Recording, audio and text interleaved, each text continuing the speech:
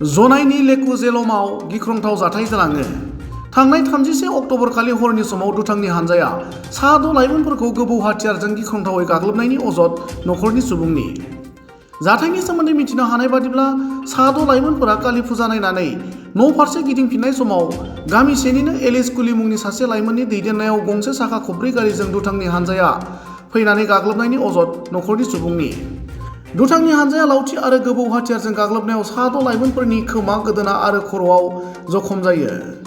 जाथायखौ मिथिनानै मोननायनि उनाव गामिनि रायजोफोरा जखम जानाय लाइमोनफोरखौ फाहामथायनि थाखाय पासिघाटनि सोरखारि देहा फाहामसालियाव दैथायहरदोंमोनब्लाबो उनाव गोब्राब जखम जानाय माखासे लाइमोनफोरखौ साबसिन फाहामथायनि थाखाय डिब्रुगड़सिम दैथायहरो होनना मिथिहोयो। आरो जाथायनि सोमोन्दै गाग्लोबजानाय नखरनि सुबुङा हरनि समावनो जनाइ पुलिस थानायाव गसर थिसनदोंमोन होनना फोरमायो। गुबुन फारसेथिं गोब्राबै जखम जानाय लाइमोनफोरखौ दासिमबो फाहामथाय होबाय थानाय जादों होनना मिथिहोनायजों लोगोसे गिख्रंथावै गाग्लोबनायाव लोब्बा थानाय एलिस कुली आरो बिनि लोगोआव थानाय साफ्रोमखौबो हमनानै गोख्रों साजा होनांगौ होनना नखरनि सुबुङा दाबि दैखाङो। মোৰ নাম শ্ৰী মনোজ পাইং, মই লেকুৰ নিবাসী। যোৱা 31 অক্টোবৰ ৰাতি 11টা প্ৰায় 11:30 বজাত মোৰ ভতিজা ল'ৰা আৰু কেইজনমান লগৰে কালী পূজা পাঠ কৰি নাম কীৰ্তন কৰি ইহঁতে অকণমান ফুৰিবৰ কাৰণে লেকু ব্ৰিজত ওলাই গৈছিলে। তেতিয়া ইহঁতে 4জনীয়া দল এটাই বাহনত ৰখি পেলাই তাতে ৰখি কিনি ড্ৰাগছ খাই থকা দেখি ইহঁতে আমাৰ ইয়াত এইবিলাক নকৰিব বুলি বাধা দিওঁতে তাৰে ভিতৰত এলিছ কুলী নামৰ ল'ৰাজনে এই দুৰ্বৃত্তজনে দাওখন গাড়ীৰ পৰা উলিয়াই আনি ততাতয়াকৈ ল'ৰাবিলাকক কাটা আৰম্ভ কৰি দিলে। মোৰ ভতিজা ল'ৰাটোক ফাৰ্ষ্ট কাণ কাটি দিলে আৰু বাকীকেইজনক ডিঙিত কাটিছে, গালত কাটিছে, হাতত কাটিছে। 6জনক মোটামুটি মানে কাটিছে। আজি আমি তেতিয়াই ৰাতি গম পাই ততাতয়াকৈ গ'লোঁ ঘটনাস্থলীত।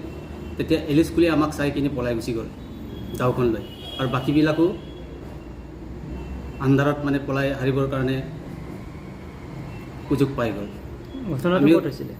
ঘটনাটো লেকু ব্ৰিজত হৈছিলে।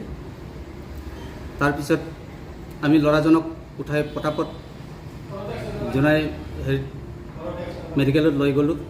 তাতে ট্ৰিটমেণ্ট কৰে। আকৌ থানাত গ'লোঁ। থানাটোত গৈ আমি ৰাতিয়ে FIR লঞ্চ কৰাই দিলোঁ।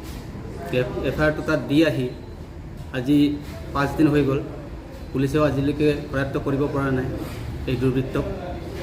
এনেকুৱা দুৰ্বৃত্ত সমাজত যদি থাকে সমাজ হৈ নাথাকিব।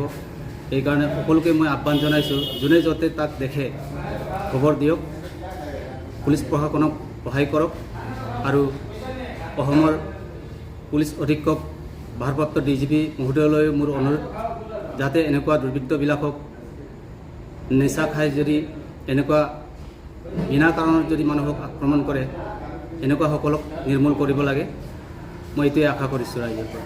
এতিয়া ল'ৰাকেইটা, মোৰ ভতিজা ল'ৰাটো পাছিঘাট জেনেৰেল মেডিকেলত ট্ৰিটমেণ্টত চলি আছে। বাকীবিলাকো কিছুমান ডিব্ৰুগড় গৈছে, কিছুমানে ইয়াতে ট্ৰিটমেণ্ট লৈছে। কিছুমানৰ বেছি পৰিলে, আমাৰটোত বেছিকৈ পৰি গ'ল, কিছুমানৰ কমকৈ পৰিলে।